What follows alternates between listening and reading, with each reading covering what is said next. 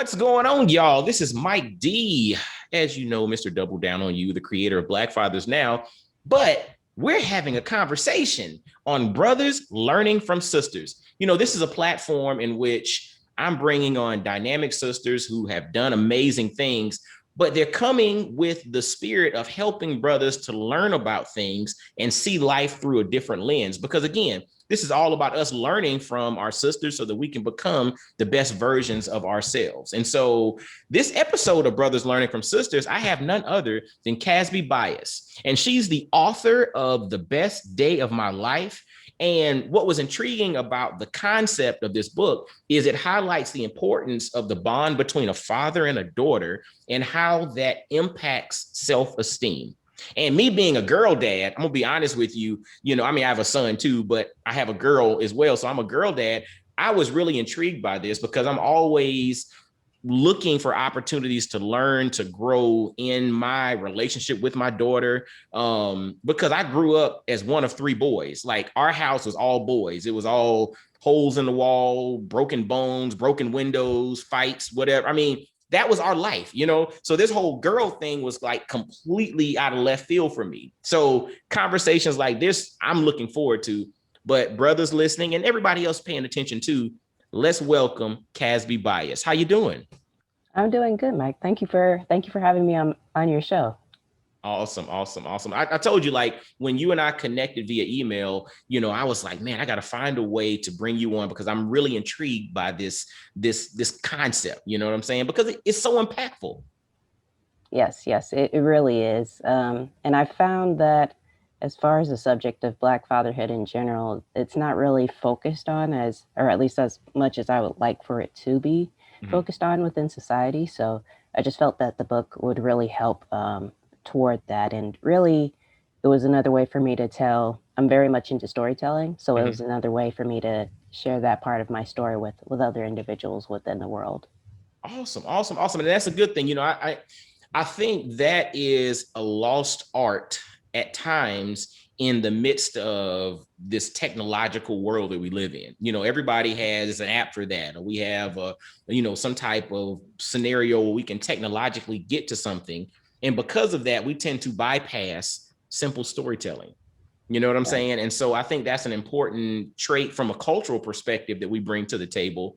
But so I'm really appreciative that that's something that you really, you're keen on. And so, but before we jump into your journey, I always like individuals to give shout outs because again, I'm one that's big on village, right? Who are we without our village? It takes a village to raise a child, but adults need villages around them so that we can thrive as well. Give a shout out to your village before we jump into your journey. Yeah, sure. Yes. I know one of your interviews had mentioned how the section feels like the Oscars, like making an announcement. But yes, I would like to thank no, but yes, I would like to thank my parents in general, my mom and my dad.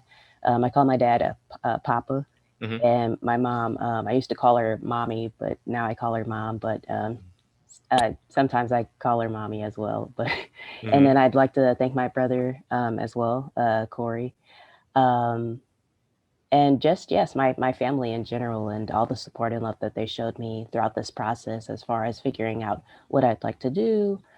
Career wise, and really the journey that they've helped me as far as supporting and going more into the multimedia avenue, really. Awesome. And so, you mentioned your family, and what's interesting, I'm one who grew up, I was born in 79, grew up in the 80s, 90s, and all.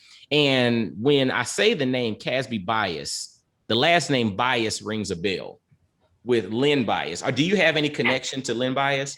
No, I don't. I get that question not as often as I did. Like I remember back in high school, I had a couple of people come up to me like, "Are you related to?" And I would be like, "No, I'm not." But ironically, though, my middle name it's not spelled.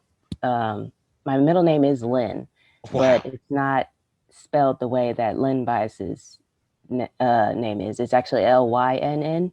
Uh-huh. But I do get that question a lot. That would be awesome, but but no, I'm not. Okay. All right. Well, now, so let's jump into your journey. So you wrote a book entitled The Best Day of My Life. But then on top of that, you also have a podcast that really focuses on adulting, right? Coming into adulthood, becoming a grown person, right? And so it's interesting, what part of your journey, or talk to us a little bit about your journey that led you to the writing of this book, and really the concept behind it, that father-daughter bond and how that helps with self-esteem. Talk to us about a bit about your journey. Yes, well, I always knew that I wanted to be an author.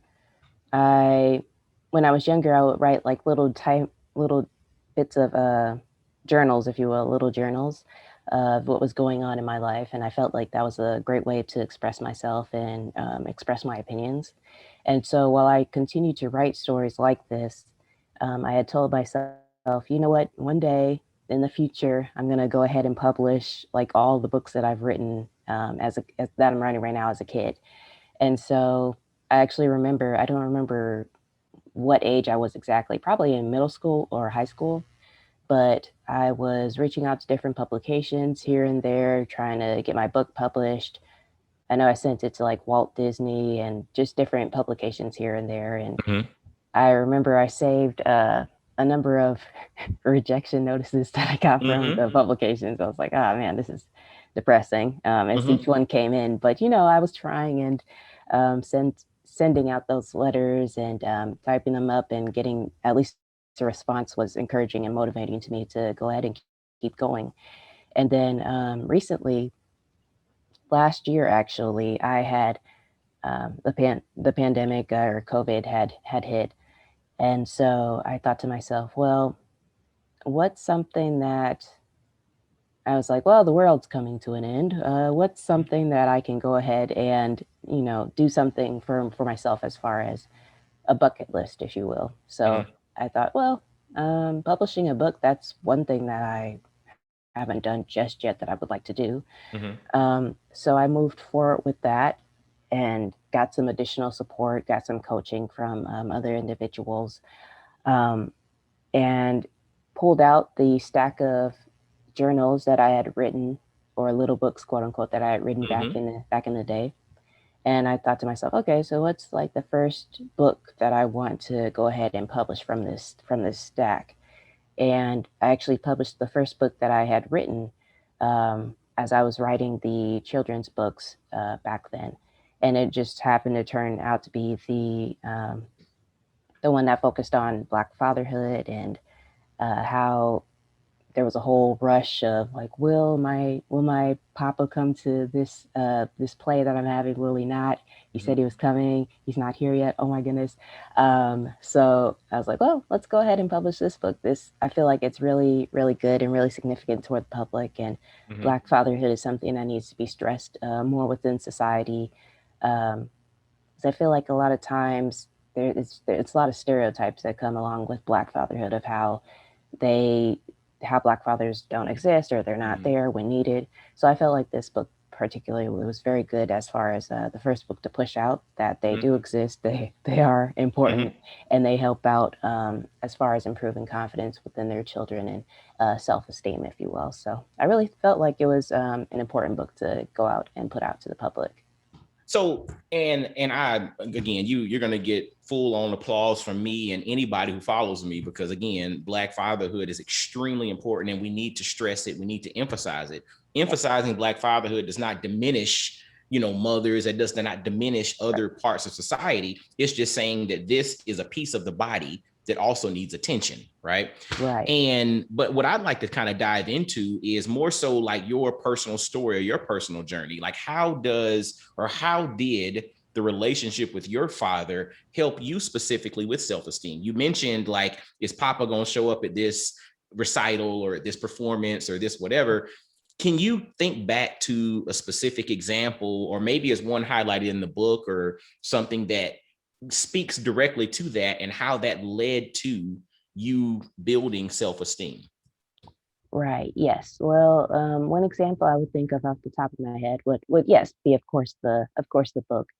I remember during that period of time, and even as I was writing the book, of just wanting them to be there at that particular event and to see the level of performance that I was putting on for the audience who was there at the time. And um, back then, I also had a little bit of stage fright, if you will. I was still working on my public speaking and everything. So uh, I just needed someone to be there and to overall support me through the journey that I was going through at the time. And when I saw my dad walk through the door, I was just like, "Oh my goodness, this is awesome!"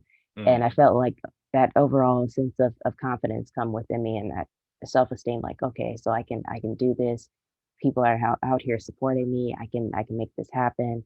And to also hear of how well I did after the performance really did encourage me as far as my public speaking as well, that that was really something that I could do and that I could really just at that point, do anything that I mm. set my mind to. So I really felt like that was something that I wanted to put out toward the public and encourage them that that overall sense of Black fatherhood and how important it is toward self-esteem within your Mhm. children.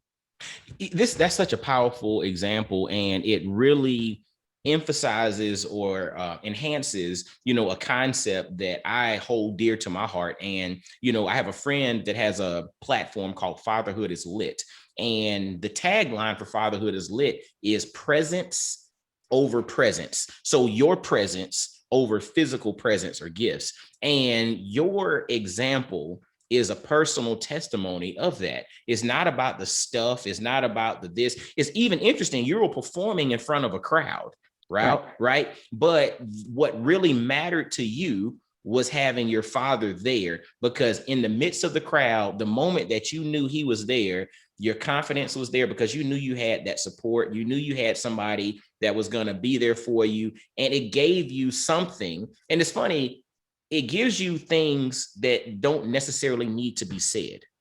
Right. That's Exactly. it's interesting perspective. And for me on a personal level, it's funny. I listened to that, and for mine, it was like kind of reversed. When I played high school football, I used to always look up at the 50-yard line. And sometimes my mom would be late to the game, being tardy at times.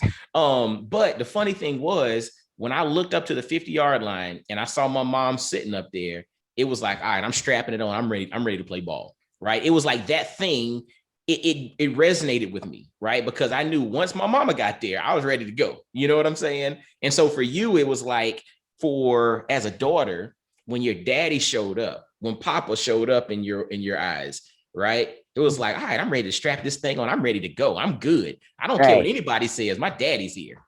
Right, exactly. I was singing loud and proud as soon as he got there. It's like, all right, let's do this. Yes.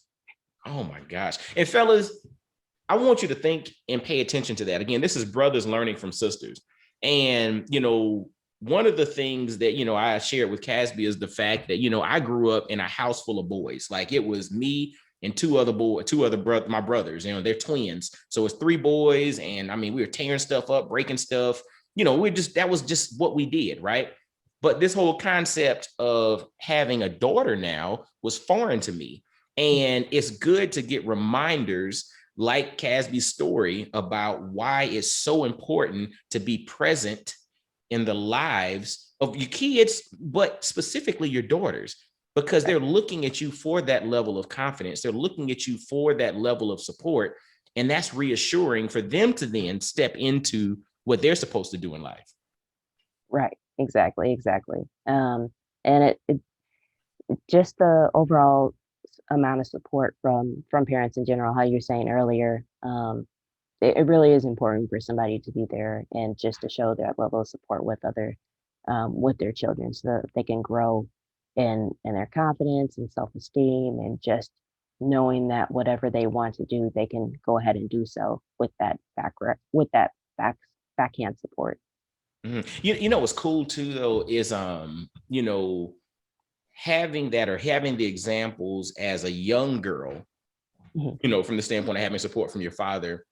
How has that transitioned as you grew up? And I know you have a podcast talking about adulting. As you became an adult, how have some of those lessons, or how has the presence of your father, how has that led you into adulthood as well? Because again, some of us have this mindset that, okay, I parent when they're little, but then after that, they kind of own their own. But this thing continues. Talk to us a little bit about that journey in regards to self-esteem and relationship with your father.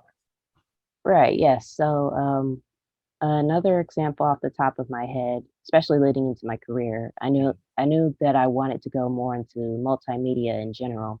Mm-hmm. And so, earlier within the career or within my career, I didn't quite know that exactly when I had first started out, or excuse me, once I was a senior in high school. And so I got accepted into a number of schools here and there, and I wasn't quite sure where I wanted to go, but I had decided, like, okay, so I'm going to go to Marquette University. It's my undergrad. Shout out to them as well. Mm-hmm. Mm-hmm. Um, and I knew that they had been very focused as far as business and a sense of communications and journalism. So just that overall sense of mixing storytelling with business. And so I got accepted into the particular school, had a full tuition scholarship, which was awesome. Mm-hmm. And I one day as I was watching TV, I forget what I was watching, but my dad, he just happened to pass by me, and I didn't realize anything at that moment. But he was engaging in conversation with me, and I just happened to look up, and I saw that he was wearing a Marquette University T-shirt, just Wow. just like casually, and I was like, okay, so you weren't gonna say that you're wearing that okay. But I felt like that was very motivating, very inspiring towards me that whatever career that I wanted to pursue, that he was in full support of that. So fast forward to today, yes, I'm a multimedia producer. I develop different animated videos, live action videos, podcasts with my Adulting 101 podcast at this time. Um, and I also work for iHeartMedia full time as a podcast producer as well. So I would say that it's worked out for me as far as multimedia and just storytelling in general. But it definitely wouldn't have happened without the support of with my dad and my mom as well, of course. Yes, but Absolutely. I want to throw something. It was interesting because you mentioned your father, you were going to Marquette and casually you noticed him wearing a Marquette shirt as he walked by, right? yeah, And again, this goes back to this whole concept of the importance of your presence. See, I'm a communicator. I'm a verbal communicator. I like to talk, right? I like to talk. I think out loud. Like sometimes people think, and I have to let folks know, I'm not necessarily being combative. I work things out verbally out loud. So when we're going back and forth and we're bantering, it's me asking questions and I'm not trying to interrogate you. I'm trying to make sense and I'm processing it out loud because that's how I brainstorm, right? So I'm a verbal communicator, but as a verbal communicator, I'm also very aware of physical presence and how actions sometimes speak, not sometimes, most of the time, speak a lot louder than words do.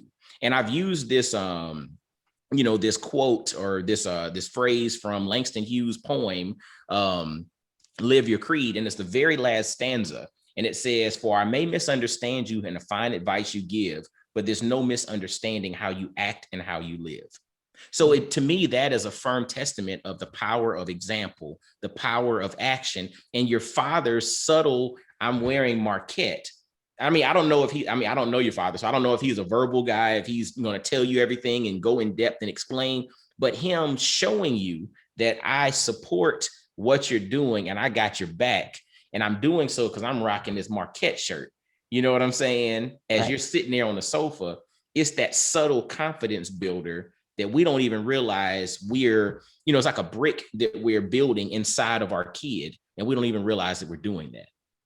Right, yes, exactly. Whether it's verbal or nonverbal, those little hints and those little words and signs in general definitely help you toward that right path. Your actions speak a lot louder than your words. And again, it doesn't stop as your kids become become adults, right? I mean, this Right. is something that we need to continue to support. Now, what's interesting, and this is me as a brother wanting to learn, how do we transition our support as our daughters become adults? Because again, my little girl is 10. So this baby girl right now, you know what I'm saying? I'm just like, I'm, daddy bear, protector, whatever. But then I also know that she does have to grow up. And it's challenging for me as a dad of a little girl. Like my little boy, I'm like, all right, go scrape your knee, you figure it out. Well, my little girl, I'm probably a little more, coddling or whatnot, but I also realize she has to go through some things as well so that she's prepared to deal with what the world's going to give. How have you seen the difference in maybe either how your dad interacts with you as you became an adult, or maybe how we as other fathers need to kind of transition the way that we support as your daughters become adults, because we want y'all to be prepared for the world, but we still want to love y'all. Help a brother out. This is Brothers Learning from Sisters. Give us some insight. You are the expert here.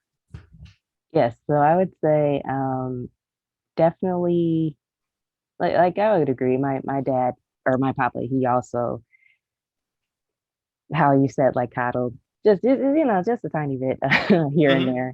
there, which is understandable. I mean, he's my dad. Parents in general. I myself, I'm not one, but Mm-hmm. just I can understand that whole sense of like wanting to have that protection toward your child. So um, definitely, as they're getting older, I would say just to let off just a little bit, just to have them experience different things here and there. Um, Maybe experimenting with different types of extracurricular activities and just letting them explore those routes. And as you see them focusing more on those avenues, trying to find different types of resources that they go more into is definitely helpful. Mm-hmm. Um, as far as them just further developing. I'd actually heard of something not too long ago of how, um, and this actually was in one of your previous episodes too, of how like with cosmetology school and how Mm-hmm. it would have been so important, so helpful for that woman if she had went more into cosmetology at a younger age, if her parents had noticed different types of things and helped her Mm-hmm. along the way. I know for me personally, it was very helpful. For example, going more into uh, business. I was involved in a business program when I was more in high school, and my parents they involved me in a UW Milwaukee or University of Wisconsin Milwaukee pre-college program. That was definitely important as far as me learning more about business, because I'm very much into storytelling as well Mm-hmm. as um, being an entrepreneur as well. So my parents recognized that and got me more involved in those in that particular avenue. I remember way back then, my mom, like she helped too with my development as well. So she involved my younger brother and I in a number of activities too, with taekwondo, for example. Just learning more and learning that sense of patience and everything. Um, and there was just that whole sense of gaining all the belts and moving toward the top and having the patience and confidence that definitely helped within that avenue. I remember another time where my dad had helped me with the spelling bee. I specifically remember I lost with the first word. I was like, oh my gosh, no. But I moved on with that, and he was Mm-hmm. very helpful and supportive as far as getting the flashcards, writing the words down, getting a tape recorder, recording it, sounding it out, Mm-hmm. different words like that. So just that level of support of your parents identifying like these are the types of things that you're interested in at the time and providing resources that way, Mm-hmm. rather than saying, okay, so you're going to be this type of thing or you're going to be a doctor or Mm-hmm. something within that avenue. So that's definitely something that I would encourage, to notice what your child is into and then basically just providing resources that way, not being too overwhelming with the support, Mm-hmm. but just signifying to them like, "Hey, I'm here if you need me, and I'll support you in whatever fashion I would like to do." And I felt like my parents definitely helped me down that avenue. I think that's so important. And it's interesting that you say that. And I love that you're talking about it from a firsthand perspective, right? Mhm. There's a protocol that I'm putting together in a training form, and it's basically it's a short parenting protocol. And the whole concept is expose, identify, nurture, and accelerate. 4 parts. expose, identify, nurture, and accelerate. And it basically is what you explained a second ago, right? It's the whole premise of you expose them to various things, you identify where they have proclivities, you nurture those, areas. But then once you find that they're really into it, you pour gasoline on the fire and allow it to accelerate, right? But it's also interesting how you mentioned as your daughter gets older, it's important to give them more flexibility, give them more room to navigate and make decisions. Because, and I did an interview on Black Fathers Now, and we really dove into the whole concept of preparing versus protecting your kids.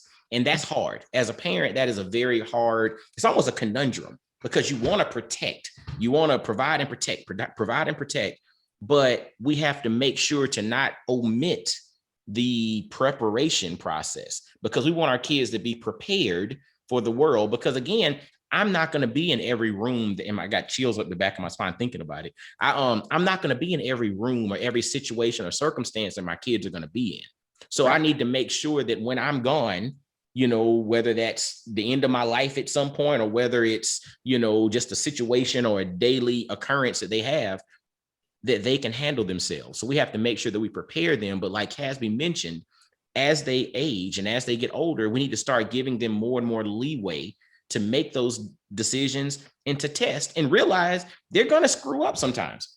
Like, that's again, as parents, it's a psychological thing. It's like, you just want your kids to be perfect. You want everything to be good. You want them to be buffered and, a soft landing on everything. The reality is it's not going to always be that way. And it's hard because, again, as a parent, it's like you want them to have everything. But this is why it's such a good to have you kind of speak that. And I'm looking at you and I'm thinking about my daughter, Morgan, as she, grows up. And I'm just like, wow. This is life. Yes, it is. Yes, just that whole sense of letting go, and because you try to protect your child in the beginning and everything, but I can understand how difficult it can be moving forward, where you have to phase out of that. But it really is important to, especially once they're getting more into the adult world. Uh, Via my podcast, Adulting 101, where we focus on how to survive adulthood in general and life after college. Like leaving college for me, there were definitely a lot of things where I was like, oh my gosh, what do I do? But I feel like just that growth from the beginning and having that, again, that confidence, that self-esteem of knowing exactly what I want to do and making decisions is definitely something that I feel was very focused on and something that was instilled within me to make those uh, decisions moving forward, like finding my first job coming out of school, knowing exactly what I needed to do and having that determination. I feel that I would consider myself an initiator, just making that first step and taking that first step. And I feel like with all the confidence that was instilled within me and that self-esteem level, that really helped me toward starting things like looking for my first apartment, finding that first job, and even within the multimedia field, like starting the Adulting 101 podcast, starting to create animations here and there, just different things like that. Publishing my book, which I actually have a copyright right here. Awesome. But yes, best day of my life. Yeah, but just having that initiative to move forward and believe in myself that whatever action I make, it'll be all right. I just have to make that first step and hope for the best. And if it doesn't turn out okay, like there's always a way that you can turn things around. Yes. And I feel like that was very instilled in me at a younger age, and I really feel like it helps me at this time, and it's very encouraging. Fellas, again, this is brothers learning from sisters, and Casby bias really is a full testament of how, when a strong foundation is laid as a father, if we lay the strong foundation with our children, how you can build pretty much anything on top of a strong foundation. And so it's important for us to be present, so that we can help to instill the confidence, the self-esteem, that reassurance. But then as they age, as she mentioned, we have to have the confidence realizing that, we laid the strong foundation. It's okay to give them a little bit of flexibility to experience life, because yes, we want to protect and provide, but we also we would do them a disservice if we don't prepare them for what's to come. And preparing them for what's to come sometimes is allowing them to experience, life a little bit, because we want them to be a full human being that can do what they're supposed to do and impact the world in a deep manner, and be able to do some of the stuff that Casby Bias is doing right now in the world. And so how can folks get in touch with you? How can folks check out Adulting 101, the podcast? How can they grab a copy of your book, The Best Day of My Life? Give all your tags, and I'll make sure to put them in the show notes. Awesome. Yes. Well, as far as my book, I'm just going to show it again. Okay. Go ahead and check it out. My book is available on Amazon. If you type in The Best Day of My Life, okay. Casby Bias, be sure to order it there. And after you order, be sure to leave a comment or review as well, and rate as well. I really appreciate it. Okay. As far as my Adulting 101 podcast, you can actually check it out. It's called Adulting 101, the podcast, on Spotify as well as Apple Podcasts, and also on my website too, at CashApp.com. Okay. And you can check out my different types of content here and there as well. I have a number of, not only about content about my book, but just a number of animations that are very, very enjoyable to watch. I actually have a number of TikToks that I'm putting out here and there that feature me in an animated character that I like to include in my animations and that I like to develop. Ironically, her name is Lynn, tying back to earlier. Lynn, but yes. So feel free to check me out on social media at CASBIAS 2 on Instagram and on TikTok as well. And I'm also on LinkedIn as well, and just by typing in Casby Bias, and I'll pop up. But yes, that's just a little bit about my content in general, and I hope you guys check it out and enjoy my book.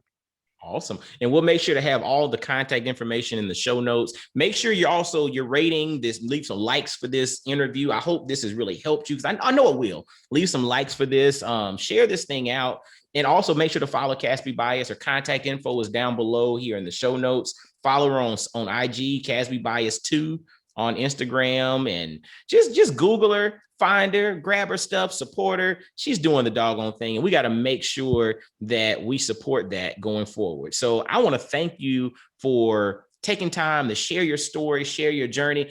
Okay, one last question. What's next for you? Like, what do you have next? I mean, it sounds like, with the multimedia and doing all the animation and the books and the podcast, what's next? Yeah, so that's a good question, Mike. I'm still thinking about that right now, but I know I definitely want to go more into the multimedia field. Okay. And further developing my overall multimedia business. Okay. Awesome. Well, look, if you follow Casby Bias, you grab her stuff and you stay connected, you'll be able to, keep your thumb on the pulse of what's going on. And I know there's some big things coming from you. Awesome. Thank you, Mike. Awesome. Well, hey, y'all, as always, make sure to follow Black Fathers Now on social media. Like this channel if you've not done so already here on YouTube. And until next time, y'all be blessed, well, and wise. And I'll holler at you. Peace.